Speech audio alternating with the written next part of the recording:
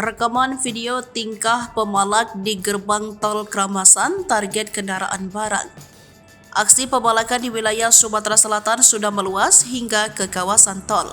Satu di antaranya terjadi pada Sabtu 13 Januari 2024. Sejumlah pria yang diduga hendak melakukan aksi pembalakan beraksi di exit gerbang tol Kramasan wilayah Pemulutan Ogan Ilir. Tingkah para pembalak tersebut terekam kamera di lokasi kejadian. Dari rekaman itu lalu diunggah ke media sosial hingga menjadi viral. Polisi tak tinggal diam. Fakta dari rekaman video itu pun terungkap.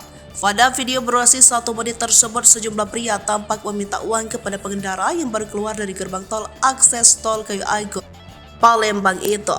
Para pembalak tampak meminta uang kepada pengendara kendaraan muatan barang dan penumpang. Mengutip dari Sripuku.com, aksi pembalakan tersebut terjadi pada Sabtu 13 Januari 2024 siang saat lalu lintas cukup padat. Merespon video viral tersebut, polisi langsung bergerak meringkus para pelaku berjumlah 3 orang. Kapolsek Pemulutan AKP Marinus Ginting mengatakan bahwa para pelaku diserahkan ke Polres Ogan Ilir. Ketiganya ditangkap 1 hari pasca video tersebut viral di media sosial. Sementara aparat Polres Ogan Ilir membenarkan telah mengamankan ketiga pelaku. Ketiganya kini sedang diminta keterangan lebih lanjut. Kadit Pidum Satreskrim Polres Ogan Ilir Ibda Etah Yuliansyah mengatakan sejauh ini belum ada laporan dari masyarakat yang menjadi korban pembalakan.